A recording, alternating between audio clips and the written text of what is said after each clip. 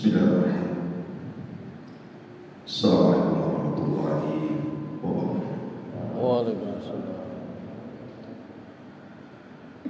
Alhamdulillah wassalatu wassalamu ala Rasulillah wa ala alihi wa sahbihi wa mawala wa la hawla wa la quwwata illa billahi wa ba'd. Alhamdulillah di pagi hari ini masih bisa melaksanakan kewajiban Allah Subhanahu wa taala, sholat subuh berjamaah, dan kita lanjutkan kajian kita masih membahas tafsir singkat dari surah Al-Baqarah dan masuk pada ayat ke-17. A'udzubillahi minasyaitonir rajim. Bismillahirrahmanirrahim. Mathaluhum kamathalil ladzi istawqada nar falamma adha'at ma hawlahu dhahaba Allahu binurihim wa tarakahum fi dhulumatin la yubsirun. Summun bukmun umyun fahum la yarji'un. Aw qasayyibin minas sama'i fihi dhulumatun wa ra'dun wa barq yaj'aluna asabi'ahum fi adhanihim minas sawa'iqi hadharul maut wallahu muhitun bil kafirin. Yakadul barqu yakhtafu absarahum kullama adha'a lahum mashaw fihi wa idza adlama 'alaihim qamu walau syaa Allahu la dhahaba bi sam'ihim wa absarihim innallaha 'ala kulli syai'in qadir. Pada ayat ke-17 sampai 20 ini ayat bicara tentang permisalan bagi orang-orang munafik. Dan permisalan dalam Al-Quran itu sangat penting dipahami, karena tidak ada yang paham permisalan dalam Al-Quran kecuali orang-orang yang punya akal. Kalau orang tidak punya akal, nggak paham permisalan dalam Al-Quran. Dan Al-Quran sendiri banyak nanti kita akan lewati permisalan-permisalan. Tentu permisalan dalam Al-Quran itu menjelaskan hakikat sebuah perkara. Saya contohkan umpamanya, ketika Allah Subhanahu wa taala mempermisalkan orang-orang yang menyembah selain daripada Allah Subhanahu wa taala, maka Allah Subhanahu wa taala mempermisalkan mereka orang-orang musyrik itu seperti lalat yang mencuri makanan dari berhala. Dan itu Allah Subhanahu wa taala firmankan dalam Al-Quran, wa in yaslubhum dhubab la yankiduhu min dha'fa at-talibu wal matlub. Kalau ada seekor lalat, anggap saja mengambil satu butir nasi sesajen yang diberikan kepada berhala, mungkin tidak berhala itu mengambil kembali apa yang diambil oleh lalat. Mustahil, karena berhala itu tidak hidup, yang benda mati. Ada patung, kemudian Anda kasih sesajen berupa makan, tiba-tiba datang lalat, diambilnya pula makanan itu sama lalat. Yang namanya patung atau berhala tidak mungkin mengambil apa yang diambil lalat. Apalagi kalau seandainya sudah dimakan lagi, makin mustahil lagi mengambil. Dari sini menunjukkan lemahnya berhala-berhala tersebut dan lemahnya orang yang mendekatkan diri kepada berhala tersebut. Dha'ufat talib wal matlub.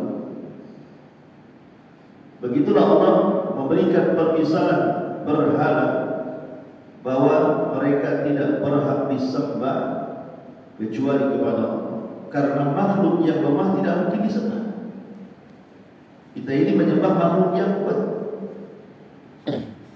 Atau contoh saja umpamanya, ketika Allah Subhanahu wa taala mempermisalkan tentang rumahnya orang-orang musyrik, Allah Subhanahu wa taala mempermisalkan seperti sarang lalat, kabaitil ankabut, seperti sarang laba-laba. Kalau kita lihat sarang laba-laba itu, sarang laba-laba itu sebenarnya tidak layak disebut rumah, tapi Al-Quran menyebut rumah. Kenapa saya katakan tidak layak disebut rumah? Karena rumah itu minimalnya harus menjaga dari hujan dan panas. Kenapa kita punya rumah? Supaya kita tidak kehujan dan tidak kepanasan. Kita lihat sarang laba-laba. Sarang laba-laba itu tidak mungkin terhindar dari panas, tidak pula mungkin terhindar dari hujan. Namanya gak ada atapnya. Tetapi yang dimaksud Al-Quran, kenapa sarang laba-laba disebut rumah? Al-Quran ingin menjelaskan kondisi keluarga laba-laba, bukan kondisi rumahnya. Perhatikan di sarang laba-laba itu, Anda tidak akan mendapatkan satu sarang laba-laba, dua laba-laba, mustahil. Satu sarang laba-laba itu hanya untuk satu laba-laba saja. Kenapa demikian? Karena laba-laba itu biasanya kalau si jantan sudah mengawini betinanya, maka si betina pasti membunuh jantan. Makanya kalau ada di sarang laba-laba, ada dua laba-laba, pasti yang satu mati, yang satu hidup. Artinya hanya semata-mata kemudian si jantan ini menggauli betinanya, hari itu juga betina akan membunuh jantan. Kemudian setelah betina ini punya anak, kemudian anaknya besar, maka anak akan membunuh ibunya. Begitulah laba-laba. Hidupnya hanya saling bunuh-membunuh. Makanya kita lihat di sarang laba-laba, kalau ada dua laba-laba, pasti yang satu mati. Jadi pertama si betina membunuh si jantan. Nanti kalau betina sudah lahir, anaknya membunuh ibunya, dan begitu seterusnya. Artinya apa? Kondisi keluarga laba-laba itu dipenuhi dengan bunuh-membunuh. Artinya tidak ada ketenangan. Nah, Allah Subhanahu wa taala mempermisalkan sarang laba-laba itu seperti kondisi keluarga orang-orang musyrik. Mereka tidak ada ketenangan, karena mereka menyembah kepada selain Allah Subhanahu wa taala, persis seperti laba-laba. Kehidupannya tidak punya ketenangan. Begitulah Allah Subhanahu wa taala banyak mempermisalkan. Nah, di sini Allah ingin mempermisalkan dua kelompok orang-orang munafik. Para ulama menyebutnya dengan permisalan nariyah dan permisalan ma'iyah. Allah buat permisalan dengan api, dan Allah buat permisalan dengan air. Seperti apa Allah membuat permisalan dengan api, dan seperti apa Allah membuat permisalan dengan air kepada orang-orang munafik. Yang pertama, Allah Subhanahu wa taala buat permisalan dengan api. Allah Subhanahu wa taala mengatakan mathaluhum, permisalan mereka. Siapa mereka di sini? Orang-orang munafik. Kamathalil ladzi istauqada nar, seperti orang yang meminta dinyalakan api. Di sini Allah mengatakan secara faedah bahasa, mathaluhum, permasalahan, permisalan mereka itu artinya banyak. Tetapi yang menyalakan api itu satu orang. Karena Allah tidak mengatakan kamathalil ladzi, tetapi kamathalil ladzi. Pakai mufrad bukan pakai jar. Orang yang menyalakan api satu orang dengan yang menyalakan api banyak orang, tentu apinya akan berbeda. Ketika Namrud hendak membakar Ibrahim, itu setiap satu keluarga harus membawa seikat kayu.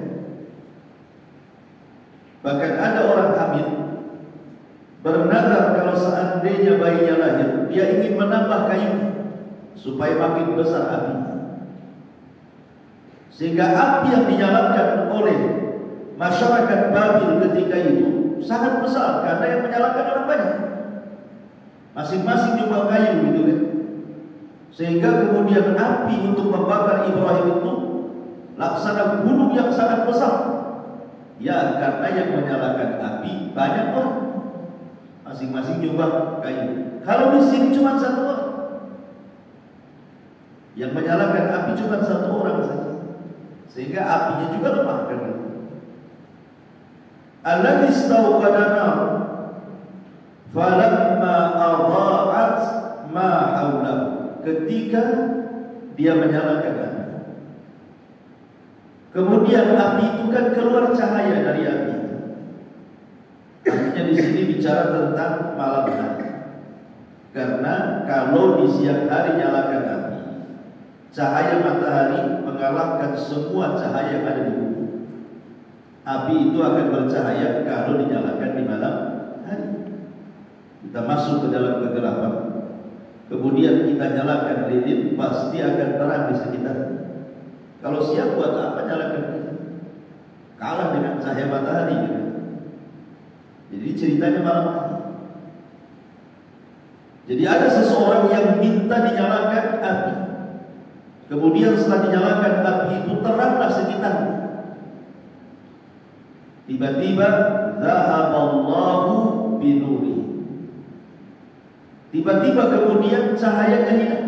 Allah hilangkan cahayanya, tapi Allah tidak padamkan apinya. Apinya masih ada, tapi cahayanya enggak ada. Artinya apa? Wujuduhu ka'adamihi, adanya api seolah-olah tidak adanya api. Karena maksudnya dia menyalakan api itu kan untuk mengambil manfaat dari cahayanya. Nah, kalau kemudian apinya nyala gak ada cahayanya, buat apa apinya? Karena manfaatnya menyalakan api itu maksudnya supaya menerangi di sekitarnya. Nah, kalau umpamanya nyala api kemudian hilang cahayanya, lalu untuk apa itu api itu? Zahaballahu binurihi, Allah hilangkan cahaya apinya. Apinya tetap nyala, tapi Allah hilangkan cahayanya. Wa tarakahu, dan Allah tetap meninggalkan mereka fi dhulumatin la yubsir, dalam kegelapan dan mereka tidak sanggup untuk melihat. Karena walaupun ada api tapi tidak ada cahaya, ya tetap gelaplah kan. Kemudian Allah Subhanahu wa taala pertegas. Maksudnya apa di sini? Summun bukmun umyun fahum la yarji'un. Mereka buta, tuli, dan tidak berbicara. Artinya punya telinga tapi tidak mendengar. Seperti ada api tapi tidak ada cahaya. Jadi punya pendengaran tapi tidak mendengar. Lalu apa gunanya pendengaran itu? Sebagaimana apa gunanya api kalau tidak ada cahaya kan? Mereka punya mata tapi tidak bisa melihat.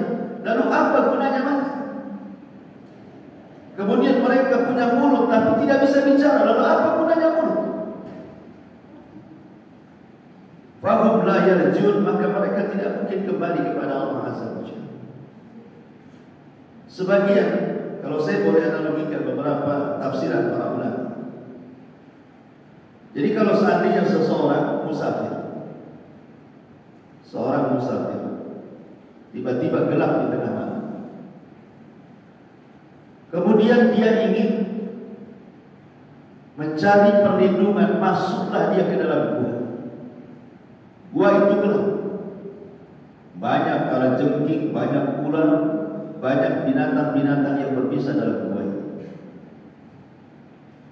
Kemudian satu sisi kan dia ingin mencari perlindungan dari gelapnya malam. Masuk pula ke dalam gua. Kemudian dia nyalakan api dalam gua itu. Satu sisi dia dapat manfaat dari terangnya api, tapi sisi lain dia dapat ketakutan karena setelah terang dia baru tahu dalam gua itu ada kalajengkingnya, ada ularnya. Kemudian tiba-tiba setelah kemudian dia dapat manfaat dari cahaya api yang dia nyalakan, tetapi satu sisi dia juga takut karena banyak binatang. Tiba-tiba Allah hilangkan cahaya. Kira-kira takutnya seperti apa? Begitulah kondisi orang-orang munafik. Jadi Allah Subhanahu wa taala ingin menjelaskan kepada kita pada permisalan api tentang kondisi hatinya orang-orang munafik yang dipenuhi dengan rasa takut. Mereka tidak punya keamanan sama sekali. Kita lihat sejarah, kemudian kita cocokkan dengan permisalan. Ketika Nabi SAW hijrah dari Mekah ke Madinah, di kota Mekah itu tidak ada kelompok kecuali cuma dua. Kalau tidak mukmin kafir. Belum ada munafik di Mekah. Munafik itu adanya di Madinah.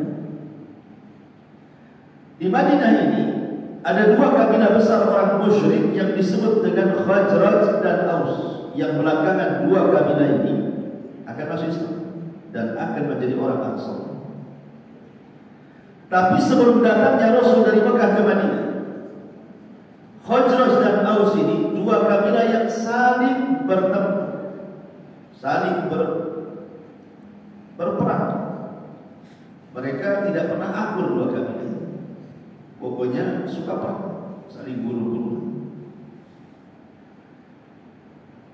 Pada kabilah Khazraj itu ada tokoh namanya Abdullah ibn Salul, tokoh yang sangat disegani oleh dua kabilah. Jadi kalau perang, mau perang nih, maka selalu didamaikan oleh tokoh ini, Abdullah bin Ubay bin Salul. Sehingga akhirnya kemudian sepakat dua kabilah ini mau mengangkat Abdullah ibn Ubay ibn Salul ini pimpinan mereka, karena bisa mendamaikan kalau dua kabilah ini selalu mau perang. Ketika Nabi SAW hijrah dari Mekah ke Madinah, rupanya dua kabilah ini dua-duanya masuk Islam. Akhirnya membuat sakit hati siapa? Abdullah bin Ubay ibn Salul, yang tadinya mau diangkat menjadi pemimpin dua kabilah, tidak jadi. Karena dua kabilah itu sudah tidak bermusuhan dan dua-duanya masuk Islam. Dan dalam Islam tidak ada bedanya antara tokoh ataupun bawah. Semua sama, yang membedakan itu takwa saja dalam Islam. Sehingga hilanglah pamor kepemimpinan Abdullah ibn Ubay. Sakit hati, tapi tidak bisa apa-apa. Apalagi ditambah-tambah ketika perang Badar, kaum muslimin menang. Makin kuat posisi kaum muslimin di kota Madinah, makin tidak bisa apa-apa si Abdullah bin Ubay. Artinya semakin kolak, semakin bingung. Kalau dia bergabung dengan orang-orang Yahudi, otomatis akan perang melawan dua kabilah. Tapi kalau dia tetap dalam kondisi musyrik di tengah-tengah orang-orang yang beriman, mustahil, pasti akan dibunuh, pasti akan diganggu dia dan keluarga dan hartanya. Sehingga untuk mengamankan dirinya, dia pun pura-pura masuk Islam. Karena dia tidak mau masuk ke agama Yahudi, tidak pula mau tetap di atas kemusyrikan karena terancam jiwa dan keluarga serta hartanya. akhirnya pura-pura masuk Islam. Abdullah ibn Ubay pura-pura masuk Islam, bukan Islam beneran. Hanya untuk apa? Mengambil manfaat. Seperti di sini contohnya, mengambil manfaat dari cahaya api. Kan dia di tengah kegelapan. Otomatis orang gelap itu, kita saja tidur di kamar yang gelap, tiba-tiba terbangun, rasanya sesak tadi. Makanya cepat-cepat hidupin lilin ini untuk mengambil cahaya. Jadi masuk Islamnya si Abdullah bin Ubay itu hanya mengambil manfaat Islam saja. Tapi karena dia pura-pura masuk Islam, maka Allah hilangkan cahayanya. Artinya manfaat dia masuk Islam itu tidak ada. Lalu apa manfaatnya dia masuk Islam? Kalau dia hanya berpura-pura dalam Islam, tidak ada manfaatnya. Kalau ingin masuk Islam, jangan pura-pura, betul-betul masuk Islam, baru dia dapat manfaat kan. Kalau dia hanya masuk Islam kemudian pura-pura, tidak ada manfaat bagi dia. Adanya sama dengan ketidakadaannya, wujuduh keadaan. Itulah orang-orang munafik. Walaupun lisan mereka mengucapkan amanna billah, kami beriman kepada Allah, tapi Allah katakan wa ma hum bimu'minin, mereka tidak beriman. Karena keberadaan mereka, bahasa saya, datang tidak menggenapkan, pergi pula tidak mengganjilkan. Adanya sama dengan tidak ada. Lalu kamu apa? Posisimu dalam Islam itu apa? Gitu. Begitulah kondisi orang munafik. Mereka itu sama dengan orang kafir, cuma berbaju Islam. Ini permisalan yang pertama, bisa dipahami permisalan. Kemudian ini yang disebut dengan permisalan nariyah, permisalan hati. Adapun yang kedua, Allah Subhanahu wa taala hendak mempermisalkan dengan mati, dengan air. Seperti apa? Allah mengatakan au qasayyibin minas sama fihi dhulumatun wa ra'dun wa barq, atau seperti hujan lebat dari langit di tengah gelapnya malam. Kayak sekarang tadi kan hujan lebat gitu ya, ada anginnya lagi. Seandainya mati listrik, tiba-tiba kemudian terjadi hujan lebat, berangin lagi, bukan hanya gelap, ra'dun, ada kilat, wabarkun, ada petir lagi. Sementara kondisi kita berada di luar, kita sedang berjalan, anggap di jalan raya, gelap langit, hujan deras, kemudian ada petir, kemudian ada kilat. Kira-kira takut nggak? Kan takut. Karena kita berada di luar sana kan, kalau dalam rumah masih enak kan. Tapi kalau kita di jalan sendirian, tiba-tiba kemudian langit gelap, hujan deras, ada petir, ada geledek gitu kan, tentu akan ketakutan. Setiap ada petir, setiap ada kilat yang menggelegar itu, yaj'aluna asabi'ahum fi adhanihim, mereka menjadikan telunjuk-telunjuk mereka dimasukkan ke lubang-lubang telinga mereka. Minas sawa'iqi, karena banyaknya kilat dan petir. Bukan hanya satu kilat, satu petir, tapi banyaknya kilat dan petir yang menyambar-nyambar mereka.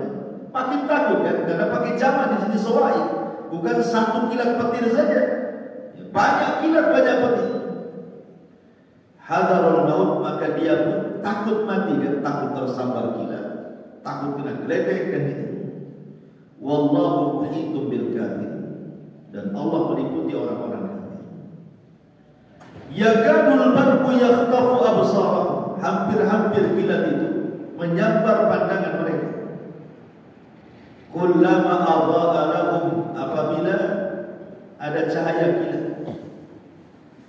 masyaufi, mereka baru berjalan.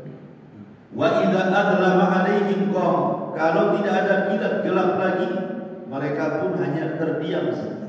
Karena kalau melangkah Sementara gelap kan takut masuk jurang, takut nabrak pohon, nabrak tiang dan itu.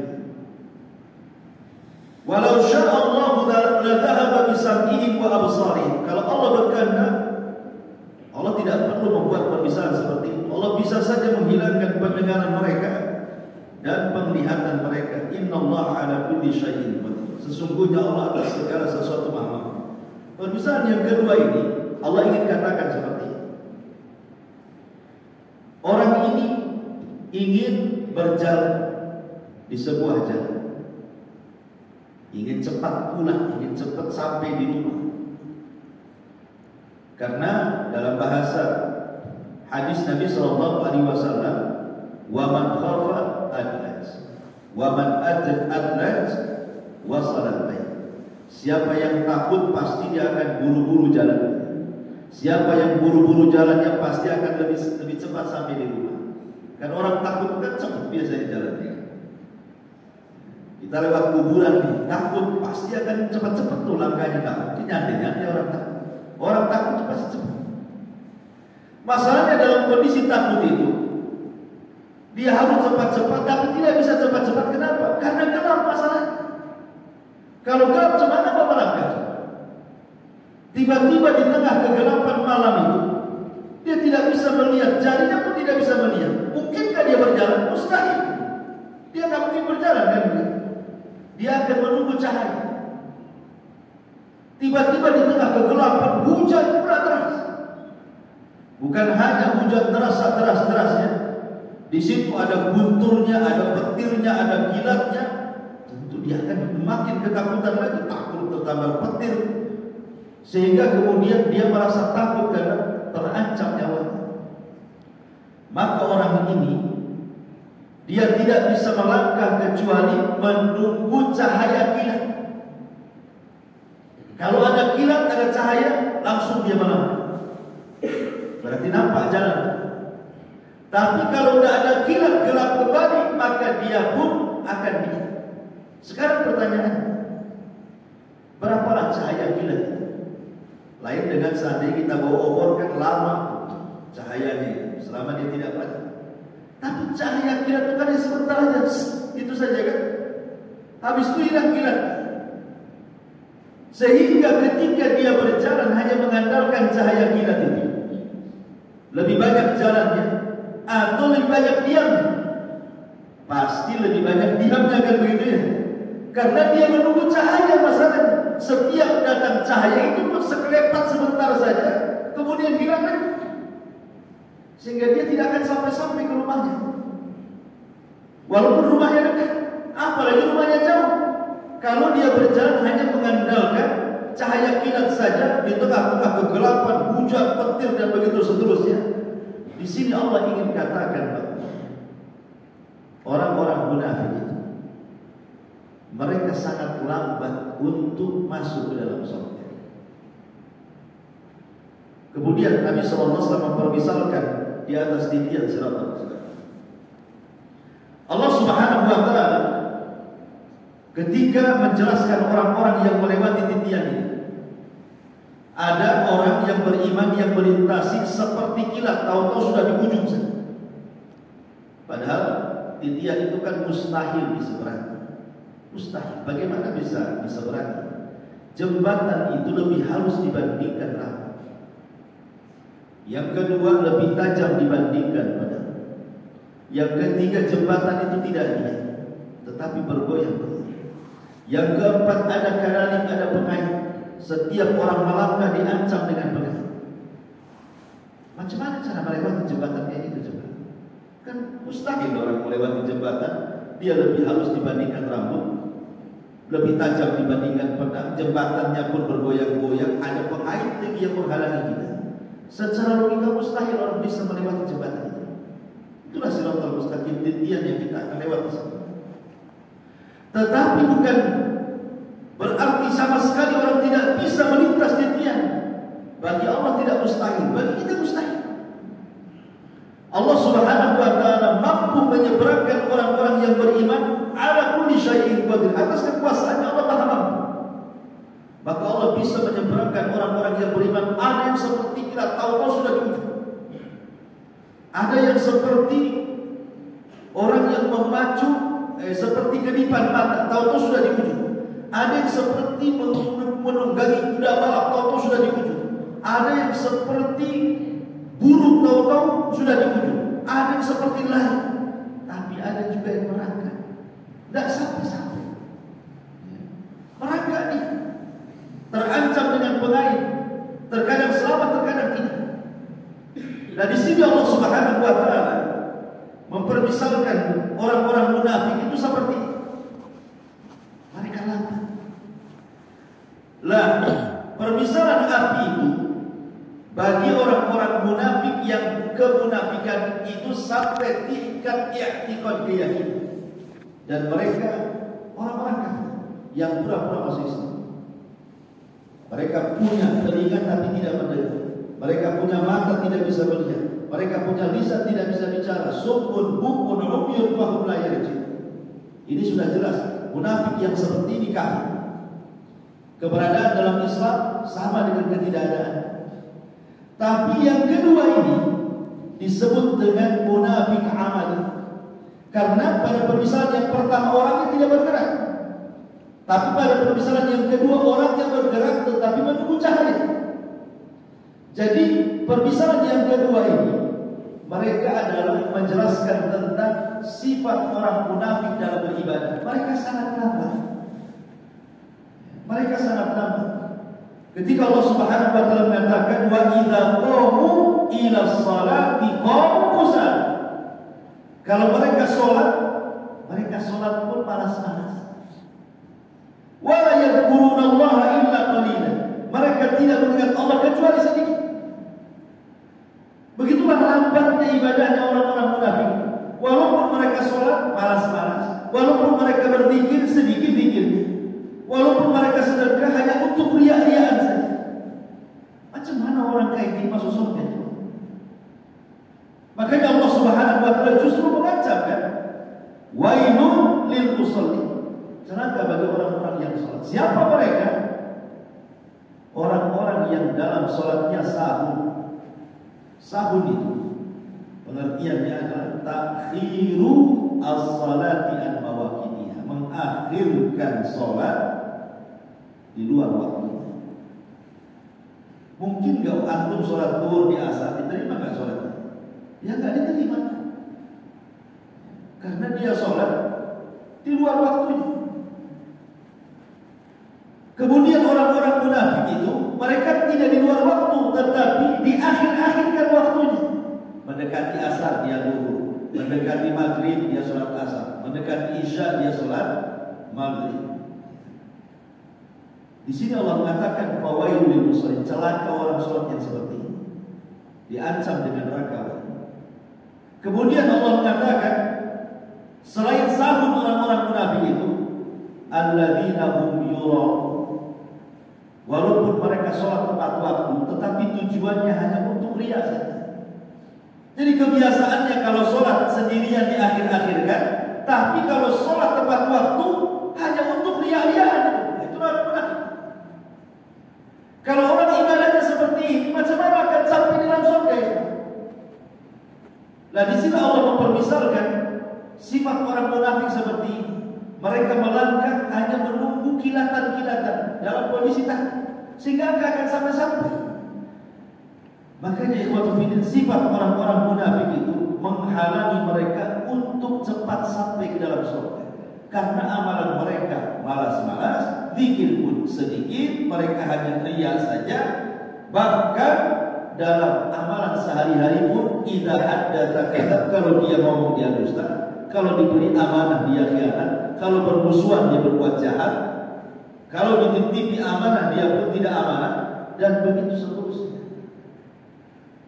Tetapi ada perbedaan kata para ulama tentang munafik i'tiqad dengan munafik hati. Kalau munafik i'tiqad memang kafir. Itulah tingkatan neraka yang paling buruk, adalah tingkatan neraka orang-orang munafik. Allah mengatakan innal munafiqina fi darkil asfali minan nar. Orang munafik itu diletakkan di inti neraka yang paling dalam. Maksudnya munafik keyakinan. yang pura-pura masuk Islam dengan lisannya, keluar dari Islam dengan hatinya. Menampakkan keislaman tapi menyembunyikan kekafiran. Ini sudah jelas. Dia bukan mukmin, dia kafir. Tapi pura-pura. Tapi kalau munafik amal ini, dia tetap mukmin. Tetapi sifat-sifatnya seperti munafik. Seperti kalau ngomong dusta. Kalau dia dikafirkan kan nggak mungkin. Marah dia. KTP saya muslim kok. Masa saya kafir? Cuma sifatnya meniru sifat orang munafik. Kalau ngomong itu suka dusta, suka bohong gitu. Dan kalau dititipi amanah suka berkhianat. Dan kalau bermusuhan dengan orang jadi jahat. Nah ini sifat-sifat yang seperti ini tidak mengeluarkan orang dari Islam. Tetapi orang seperti ini akan melambatkan dia masuk surga. Nah, bisa dipahami bahwa permisalan ini. Ya. Jadi permisalan yang pertama ini permisalan munafik i'tiqad, munafik keyakinan, dan itu jelas-jelas kafir. Permisalan yang kedua bicara tentang munafik amal. Dan kebanyakan orang Islam hari ini ya munafik amal, ya kan, banyak dusta di pasar, dusta keluarga, dusta kan itu. Orang banyak tidak amanah, dititipi harta tidak amanah, dititipi jabatan tidak amanah. Kalau dia bermusuhan, dia dendam, ingin berbuat jahat, ingin bunuh, macam-macam kan. Itu semua sifat munafik. Tapi tidak mengeluarkan dari Islam, cuma memperlambat orang masuk ke dalam surga. Begitulah Allah Subhanahu wa taala menjadikan dua permisalan yang disebut dengan permisalan nariyah dan permisalan mahiyah. Baik. Kemudian Allah mengatakan, sampai di sini selesai pada ayat ke-20 sifat-sifat orang munafik. Kemudian setelah Allah menjelaskan sifat orang yang beriman, kemudian sifat orang kafir, kemudian sifat orang yang beriman, disinilah Allah Subhanahu wa taala memanggil semuanya. Dan inilah panggilan pertama dalam Quran. Apa panggilannya? Ya ayyuhan nas u'budu rabbakumul ladzi khalaqakum wal ladzina min qablikum la'allakum tattaqun alladzi ja'ala lakumul arda firashan was samaa'a binaa'a wa anzala minas samaa'i maa'an fa akhraja bihi minats thamarati rizqan lakum fala taj'alu lillahi andadan wa antum ta'lamun. Wahai manusia, kalau disebut manusia berarti mencakup tiga kelompok. Mencakup mukmin, mencakup kafir, mencakup munafik. Tiga-tiga dipanggil oleh Allah. Wahai manusia artinya wahai orang-orang yang beriman, wahai orang-orang kafir, wahai orang-orang munafik. Masuk tiga kelompok dalam kalimat manusia. Ya ayyuhan nas, wahai semuanya, u'budu rabbakum, sembahlah Rabb kalian. Ini perintah. Sembahlah Rabb kalian, artinya tauhidkan Allah. Alladzi khalaqakum, yang telah menciptakan kalian. Di sini Allah Subhanahu wa taala tidak mengatakan u'budullah, sembahlah Allah. Tapi Allah mengatakan u'budu rabbakum, sembahlah Rabb kalian. Kenapa? Kenapa tidak katakan sembahlah Allah? Tapi bahasa Quran sembahlah Rabb kalian. Di sini Allah Subhanahu wa taala hendak menjelaskan tauhid rububiyah. Bahwa yang memiliki rububiyah Allah, dialah yang berhak disembah. Apa itu rububiyah? Rububiyah itu artinya mengesahkan Allah pada setiap perbuatannya. Perbuatan Allah itu banyak. Allah menciptakan, itu perbuatan. Menciptakan itu kan perbuatan. Allah mengatur itu perbuatan. Allah menguasai itu perbuatan. Allah memberikan rezeki, Allah menghidupkan, Allah mematikan, Allah menghancurkan, dan begitu seterusnya. Di sini Allah ingin katakan bahwa Allah ingatkan dengan rububiyah, bahwa tidak ada pencipta kecuali Allah, tidak ada pengatur kecuali Allah, tidak ada yang memiliki alam semesta kecuali Allah, tidak ada yang memberikan rezeki kecuali Allah, tidak ada yang menghidupkan kecuali Allah, tidak ada yang menghancurkan, mematikan kecuali Allah. Artinya bahwa selain daripada Allah tidak mungkin menciptakan. Selain daripada Allah tidak mungkin mengatur. Selain daripada Allah tidak mungkin memiliki. Selain daripada Allah tidak mungkin menghidupkan, tidak mungkin mematikan, tidak mungkin memberikan rezeki.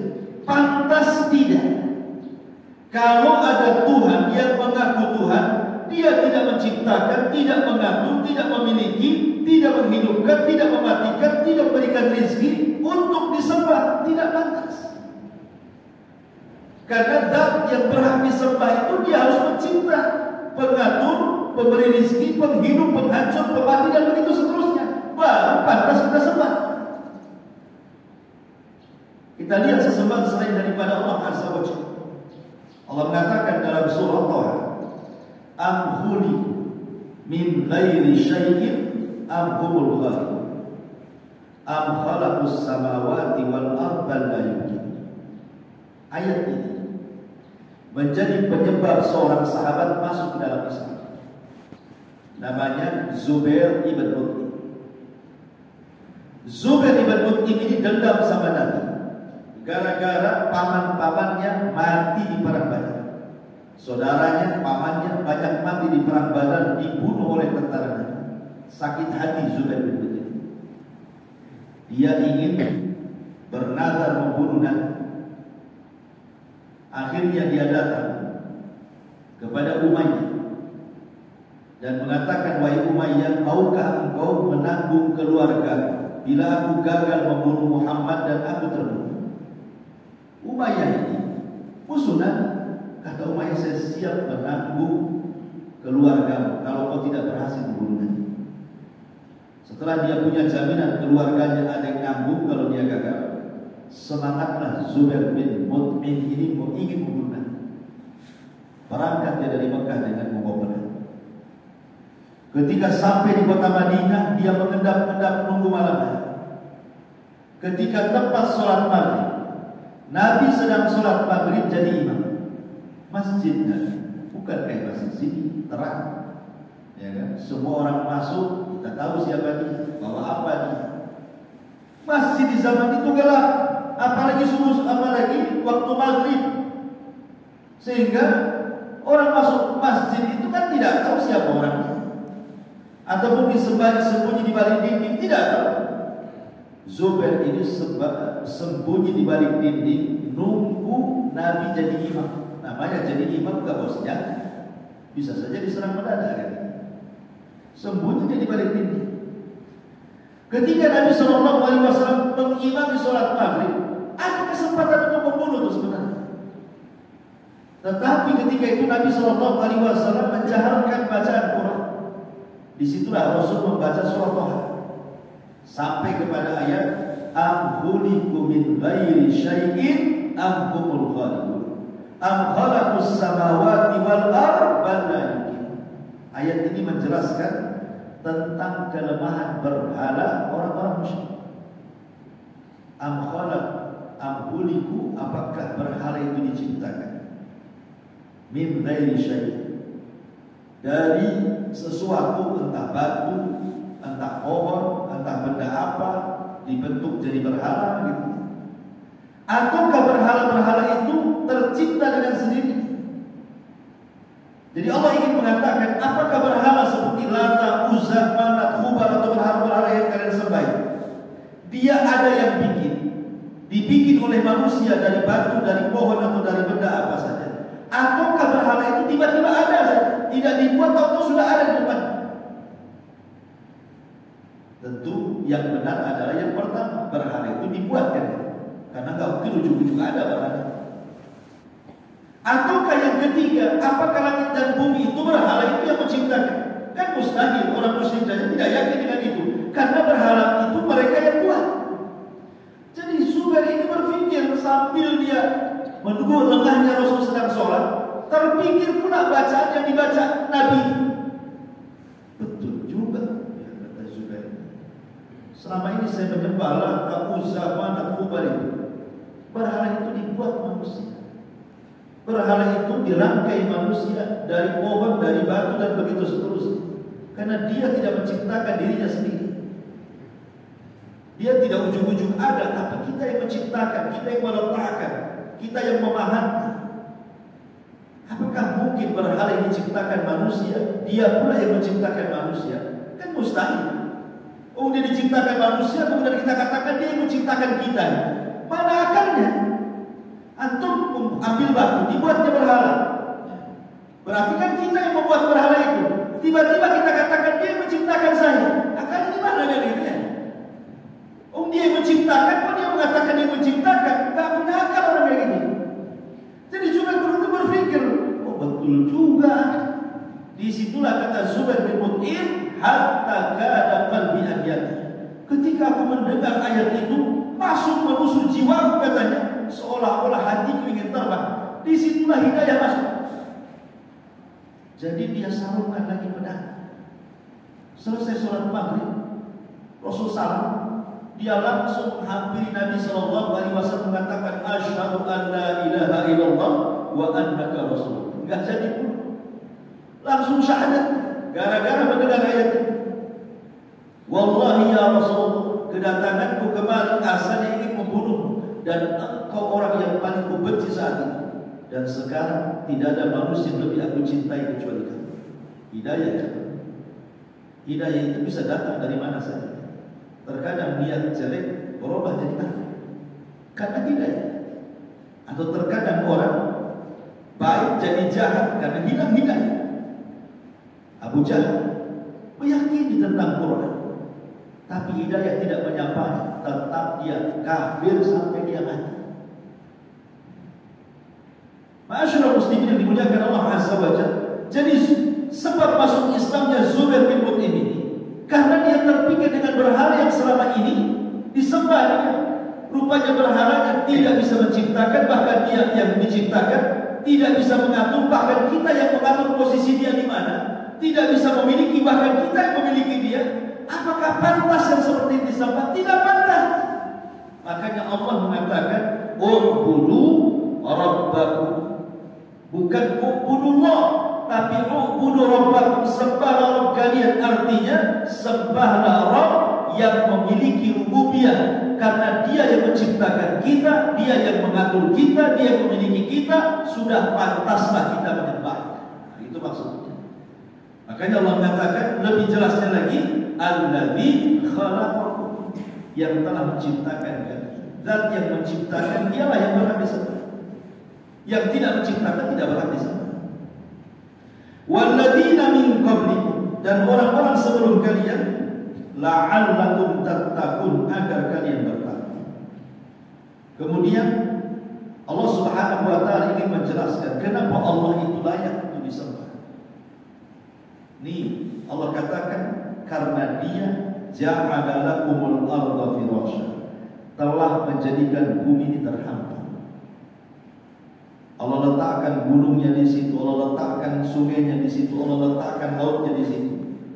Tidak semua daratan bumi ini ada lautnya, ada gunung, ada hutannya, ada juga tempat yang datar. Kita bisa buat rumah di situ. Allah sudah menata sedemikian rupa, ya, sehingga bumi terhampar. Kita bisa berjalan di situ. Siapa yang menghamparkan bumi kalau bukan Allah Subhanahu wa taala? Was-sama bina, dan Allah yang telah menjadikan langit itu sebagai bangunan. Allah naikkan segala sesuatu makhluk langit. Siapa yang meletakkan matahari, meletakkan bulan, meletakkan bintang di porosnya lagi? Matahari itu diletakkan sedemikian rupa oleh Allah untuk tidak membahayakan kita di bumi. Matahari ini kalau sampai menjauh dari bumi, beku kita di bumi. Beku, nggak ada orang hidup di bumi kalau matahari menjauh dari porosnya. Tapi kalau matahari mendekat dari porosnya ke bumi, terbakar kita. Nggak ada yang hidup di bumi. Coba bayangkan Allah sudah letakkan matahari di situ. Kalau dia menjauh beku, kalau dia mendekat terbakar kita. Tapi dengan Allah letakkan di posisinya, amanlah kita. Siapa yang meletakkan matahari di posisinya itu? Kalau bukan Allah. Allah meletakkan bulan, Allah meletakkan bintang sehingga indah langit. Bahkan langit tidak ada tiangnya, dia tidak bisa roboh dan menimpa kita di bumi. Siapa yang meletakkan langit tanpa tiang? Kalau bukan karena Allah. Mustahil kita aja buat bangunan lantai 2. Kita mau bedak rumah nih. Kalau nggak dikasih tiang, macam mana cara ngecornya? Dikasih tiang dulu, baru kasih triplek, baru dicor kan gitu kan? Nah, kalau nggak ada tiangnya kita mau bedak lantai 2, macam mana caranya? Bagaimana Allah bisa meletakkan bangunan di atas kepala tanpa tiang? Siapa yang meletakkan? Allah. Nah, ini. Kemudian Allah mengatakan wa anzala minas sama'i ma'an. Bahkan Allah Subhanahu wa taala turunkan dari langit ada hujan. Dan Allah mengatakan wa ja'al ma kulla syai'in hayyin. Dengan air itu segala sesuatu jadi hidup. Allah katakan wa akhraja bihi minats tsamarat rizqan. Dengan air itu Allah tumbuhkan padi, akhirnya banyak biji padi. Allah tumbuhkan mangga, anggur dan segala macam buah-buahan, kemudian keluar buah-buahan dari situ. Untuk siapa? Makanan-makanan itu. Rizqan lakum, untuk rizki bagi kalian. Ya. Dari sini kata para ulama yang sering saya jelaskan, ada beberapa kaidah supaya kita tahu bahwa Allah itu berhak untuk kita sembah. Dari ayat ini. Pertama, sudah saya jelaskan dulu waktu bicara tentang tafsir juz amma surah An-Nahl. Allah Subhanahu wa taala sudah memberikan kaidah. Yang pertama ijab, kemudian i'dad, kemudian imdad, kemudian irsyad, kemudian is'ad. Ini 5 perkara. Kalau kita pahami lewat ayat ini ada 5 kaidah yang harus kita pahami. Kenapa Allah itu berhak disembah? Pertama, ijab diambil dari alladzi khalaqakum, Allah yang menciptakan kalian. Artinya Allah menciptakan kita semua, manusia sejak zaman Adam sampai Allah cipta. Sebelum Allah Subhanahu wa taala ciptakan manusia, Allah itu membuat fasilitas dulu. Jadi sebelum Allah ciptakan Adam itu, Allah ciptakan langit dan bumi dalam 6 hari. Kemudian Allah Subhanahu wa taala ciptakan tanah. Kemudian Allah Subhanahu wa taala ciptakan sebagaimana hadis yang ma'ruf, Allah ciptakan tanah di hari Ahad. Kemudian Allah ciptakan tumbuh-tumbuhan di hari Senin dan begitu seterusnya sampai Allah ciptakan binatang di hari Kamis. Baru yang terakhir di hari Jumat Allah ciptakan Adam. Jadi Adam itu diciptakan terakhir. Setelah Allah menciptakan tanah, Allah menciptakan air, Allah menciptakan binatang, Allah menciptakan tumbuh-tumbuhan, baru diciptakan Adam. Jadi Adam itu diciptakan terakhir setelah fasilitas yang ada disediakan dulu gitu. Jadi sebelum lahir, rumah itu disediakan. Kalau saya mengatakan seperti ini, bayi ini dalam perut. Anda ini punya bayi, tapi masih dalam perut ini. Sebelum bayi ini lahir, kita sudah belikan perumahan, kita belikan peralatan, kita belikan kendaraan, kita belikan semua kebutuhannya. Belum lahir sudah disediakan. Apa enggak enak bayi? Seperti itulah Allah. Manusia belum diciptakan sudah dikasih fasilitas dulu. Itulah disebut i'dad. Bukan hanya disediakan fasilitas, tetapi juga imdad. Itu yang Allah katakan. Fa akhraja bihi minats tsamarat. Pakai jamak tsamarah, bukan tsamar. Tsamarah. Buah-buahan yang banyak. Karena Allah Subhanahu wa taala bukan hanya sekedar menyediakan fasilitas, diciptakan pohon, habis itu begitu saja tidak. Tapi pohon yang Allah ciptakan ini Allah perbanyak lagi. Dengan cara apa? Kita lihat. Satu pohon mangga. Itu kadang-kadang mangga itu jumlahnya satu pohon itu bisa ribuan. Bisa ribuan kan? Bukan ratusan lagi, bisa ribuan. Umpamanya dalam setahun bisa berbuah 2-3 kali. Berapa jumlahnya mangga? Sementara setiap mangga itu ada bijinya. Setiap biji kalau ditanam, bayangkan, anggaplah mangga itu isinya 100 buah mangga dalam satu pohon mangga. Kemudian 100 mangga itu ada 100 biji. Kemudian kita tanam 100 biji menjadi 100 pohon mangga. Nah, begitu. Dari 100 pohon mangga, nanti dari buah mangga itu berapa ribu lagi kan? Ditanam lagi bijinya. Berapa ribu lagi pohon mangga. Artinya Allah tidak putuskan rezeki manusia. Setiap satu pohon Allah bisa perbanyak-banyak pohon. Satu ekor ikan, sekali dia melahirkan bukan satu anak ikan. Kadang-kadang satu ikan itu bisa ribuan tuh anaknya. Akhirnya anak-anaknya besar, kemudian kawin, punya anak lagi ribuan. Sampai kapan terputusnya ikan? Makanya ikan di sungai, ikan di laut tak habis kan? Lihat kambing, hari-hari kita sembelih. Kenapa tidak habis-habis kambing? Karena Allah perbanyak. Itulah yang disebut dengan indah. Jadi bukan Allah kasih fasilitas, Allah tetapkan fasilitasnya dengan memperbanyak. Baik apapun, ya Allah perbanyak. Baru setelah itu Allah katakan irsyad. Irsyad ini artinya Allah arahkan insting kita.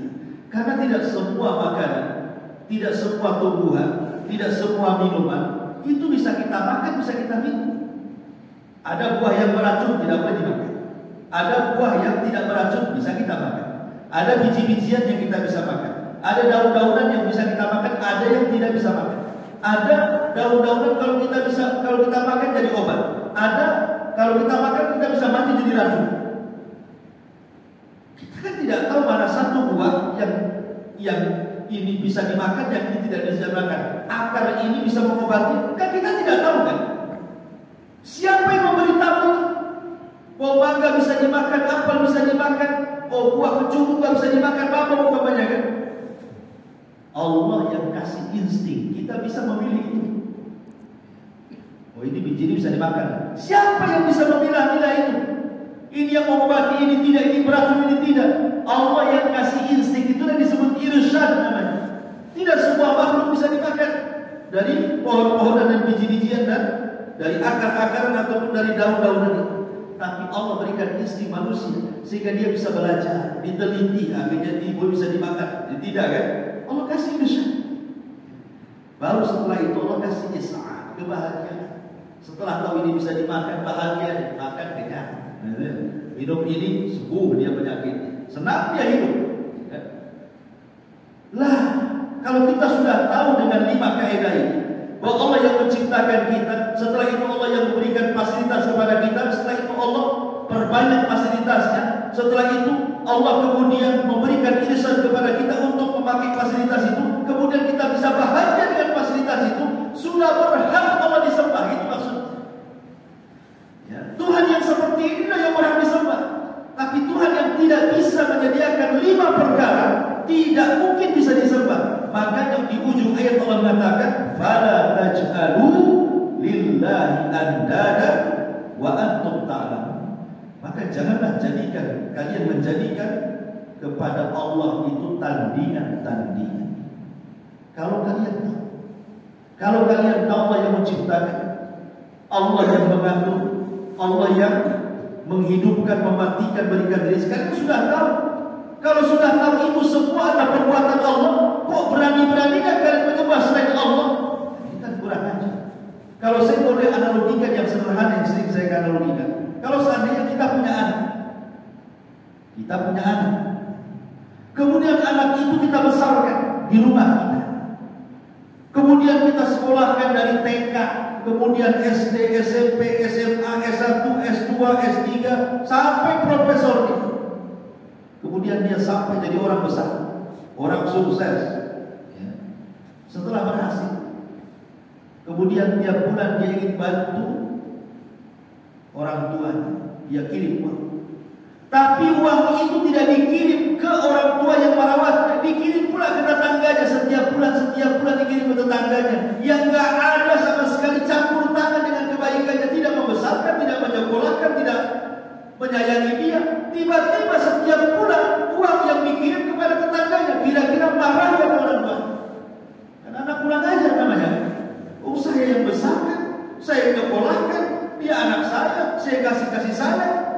Tiba-tiba sudah besar berbuat baiknya pula sama orang. Kurang ajar gak itu anak itu? Kurang ajar anak itu. Kita analogikan dengan orang-orang yang menyembah selain Allah. Allah yang menciptakan kita. Allah kasih nikmat sama kita. Allah sayang sama kita. Tiba-tiba yang disembah bukan Allah. Kok yang disembah selain Allah, kira-kira Allah murka kan? Murka lah. Makanya Allah mengatakan fala taj'alu lillahi andadan wa antum ta'lamun. Jangan kalian menyembah selain Allah. Karena Dia tidak berhak untuk menciptakan kalian, mengatur, berikan rezeki, menghidupkan, mematikan. Mereka tidak berhak disembah. Makanya Allah katakan, jangan jadikan selain daripada Allah tandingan, sementara kalian mengetahui bahwa semua pemberian itu datang dari Allah.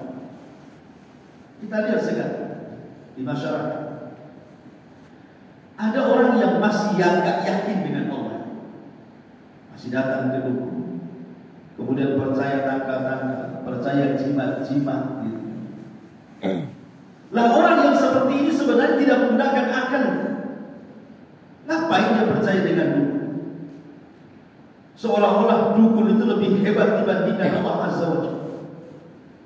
Ngapain dia percaya dengan jimat? Jimat itu hanya jimat. Dia tidak mendatangkan manfaat dan manfaat. Pemain jimatnya batu api, dia kan hanya batu saja. Batu pun itu yang menciptakan Allah. Tiba-tiba kemudian makhluk yang diciptakan oleh Allah kita jadikan pula dia sebagai khalik sesembahan. Akarnya di mana kan itu? Gak ada akarnya orang itu. Makanya kemudian Allah mengatakan, wa antum ta'lamun, kau tahu semuanya. Jimat-jimat itu kan makhluk, ada yang berupa batu, ada yang berupa benang, ada yang berupa akar, ada yang... itu semua makhluk daripada Allah. Mungkin gak dia mendatangkan manfaat dan mencegah makhluk? Ya mustahil. Makanya Rasul mengatakan kepada Mu'adz bin Jabal, atau dalam riwayat Abdullah ibn Abbas radhiyallahu anhu, "Idza sa'alta fas'alillah wa idza ista'anta fasta'in billah." Kalau kita minta langsung kepada Allah. Kalau minta pertolongan, minta langsung pertolongan kepada Allah. Jangan kepada selain Allah, karena selain Allah tidak bisa mengabulkan permintaan kita, apalagi menolong kita. Ya. Seperti umpamanya datang ke kuburan. Allah mengatakan, "In tad'uhum la yasma'u du'a'akum walau sami'u mastajabu lakum."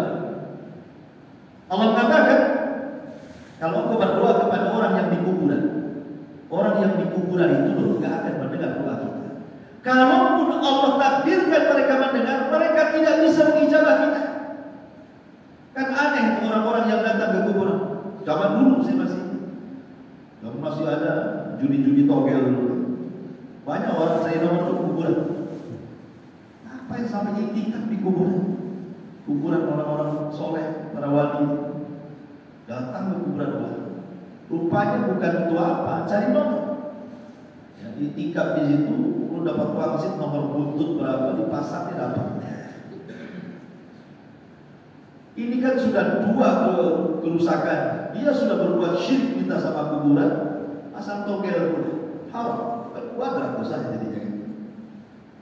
Nah orang yang di kuburan itu, kalau dia orang mukmin, orang soleh, dia tidak akan peduli dengan yang di atas kubur itu. Dia sudah dapat nikmat kubur.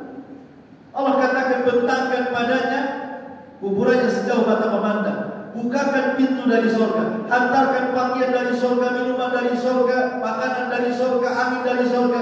Ngapain dia sibuk dengan yang di atas? Dia senang-senang di kuburan itu. Kalau dia orang kafir, orang fasik, orang jahat, dia sibuk dengan anak. Hari-hari bercampur sama malaikat. Mana sempatnya dengan yang di atas? Maka gimana ceritanya? Makanya Allah mengatakan, kalau kita berdoa kepada yang di kuburan itu, mereka tidak dengar, walaupun dengar tidak mungkin mengabulkan. Karena orang yang di kuburan itu ada barja, mereka sudah masing-masing punya kesibukan. Nah, makanya di sini ma'asyiral muslimin, pentingnya tauhid supaya bisa membedakan mana syirik, mana tauhid. Makanya Allah mengatakan, "Fala taj'alu lillahi andadan wa antum ta'lamun." Wallahu a'lam. Sampai di sini dulu tafsir dari surah Al-Baqarah ayat ke-2. Insyaallah kita lanjutkan di minggu depan. Baik, saya fasik orang fasik itu masuk ke fasik itu di bawah kafir. Kafir itu terbagi dua, ada kafir mukhrij minal millah, ada kafir duna kufri. Kafir keluar dari Islam, ada kafir tidak keluar dari Islam, disebut fasik. Fasik itu orang kafir tapi tidak kafir, maka diistilahkan dengan fasik. Orang yang muslim tapi maksiat. Orang muslim dia berzina, saat berzina disebut fasik. Saat sholat dia mukmin, ya. Saat dia mencuri disebut fasik, tapi saat puasa dia disebut mukmin. Jadi dia orang mukmin tapi maksiat, nah itu disebut fasik. Fasik dengan munafik itu beda. Kalau fasik itu lebih kepada munafik amal. Tapi kalau munafik itu umum, bisa munafik yang iktikad yang dikatakan kafir kan umum munafik. Bisa yang masuk ke iktikad dia kafir, bisa masuk kepada amal dia fasik. Jadi dia lebih umum, kalau fasik kan lebih khusus. Wallahu a'lam. Subhanallahi wa bihamdihi, asyhadu an la ilaha illa anta, astaghfiruka wa atubu ilaik. Wallahu ta'ala. Assalamualaikum warahmatullahi wabarakatuh. Waalaikumsalam.